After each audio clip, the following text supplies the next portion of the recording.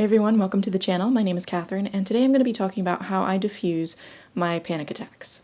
I personally have struggled with anxiety off and on since I was a teenager, and so the information I'm about to share is not meant to be taken as medical advice, but rather things that have helped me deal with my anxiety. So in my experience, a panic attack is a result of activation in the sympathetic nervous system, basically activating fight or flight, which is controlled by a part of our brains called the limbic system. This part of our brains, as I understand it, has been referred to before as the reptilian brain. It's the part of our brain concerned about our basic needs and our basic instincts, which is why, in my experience, it doesn't always respond to logic. It responds to action. So even if it's not logical for me to be feeling anxious in a given situation, something on an instinctual level feels unsafe. And so one of the first things I try to do when I feel a panic attack coming on is to get to a safe place. Now, when I'm in a panicked state, nothing is really going to feel safe. But there are a couple places that I have in mind that I can go where I'm not going to be disturbed,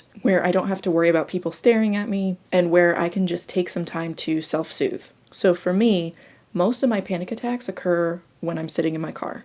My car, to me, feels like a safe place where I can be by myself and people aren't going to bother me. The second thing I do when I feel a panic attack coming on is, provided that I'm in a place that allows for it, like my car, I allow myself to feel what I need to feel, versus trying to hold in and repress those feelings. The more I repress my feelings of anxiety, the more it's going to build up like a pressure cooker and eventually explode. So if I can acknowledge, hey, I'm not feeling good right now, I need to just take a moment and allow myself to feel these feelings so that way that energy can release. That to me feels safer and better than trying to just contain it all. Usually a panic attack for me involves some sort of crying or hyperventilating. What I tell myself is, okay, my body has a lot of energy right now, I need to let this energy come out. So I give myself a couple minutes to cry, to hyperventilate, to do whatever I need to do to get out that energy. And then I do the third thing, which is tapping. Tapping is also known as EFT, or emotional freedom technique, and I'm not an expert on this by any means, but you can Google it. It's a really interesting way to help diffuse anxiety. But it combines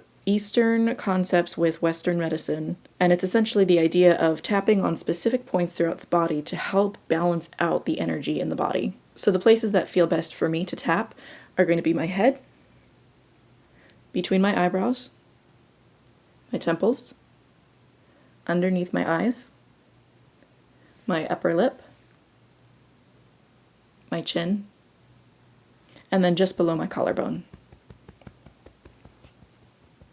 And I'm not using a lot of pressure here, it's just very light tapping, but what that does is it creates vibrations in the body that help to balance out this imbalance of energy that I'm experiencing through panic. Now, for the people viewing this video, if you have chronic anxiety or chronic issues with panic attacks or anything related to that, please consult a doctor or a therapist or someone who can help with that. This video is not meant to replace any sort of medical care. Again, these are things that have just been helpful to me in managing my own anxiety and stress, and so I'm sharing this in hopes this can be helpful to someone else as well. Thank you so much for watching, and I'll see you next time. Take care.